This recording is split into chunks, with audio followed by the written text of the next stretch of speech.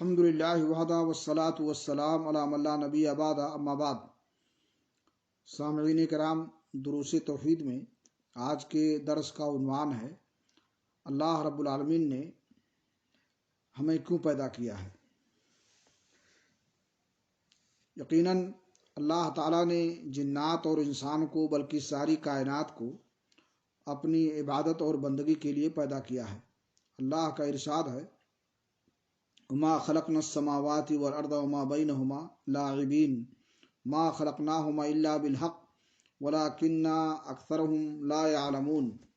ہم نے آسمانوں اور زمین اور ان کے درمیان کی چیزوں کو بطور کھیل و تفریح نہیں پیدا کیا ہے، بلکہ ہم نے ان دونوں کو حق منصوبہ کے ساتھ پیدا کیا ہے، لیکن اکثر لوگ یہ بات نہیں جانتے۔ اور اللہ نے فرمایا، وما خلقنا السماء والارض وما بینہما باطلا ذلک ظن الذین کفروا۔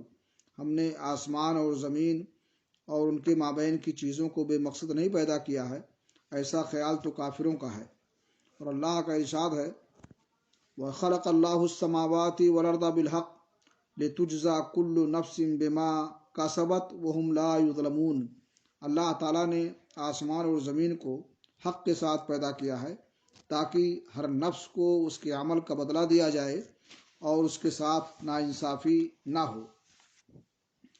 اور اللہ نے فرمایا، وما خلقت الجن والانس الا لیعبدون۔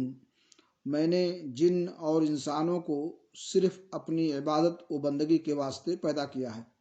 اللہ رب العالمین سے دعا ہے کہ اللہ تعالیٰ ہمیں توفیق بخشے کہ ہم اس کی عبادت کریں اور اس کی عبادت میں کسی کو شریک نہ ٹھہرائیں، اور ہماری عبادتوں کو اللہ تعالیٰ ہمارے لیے ذریعہ نجات بنائے۔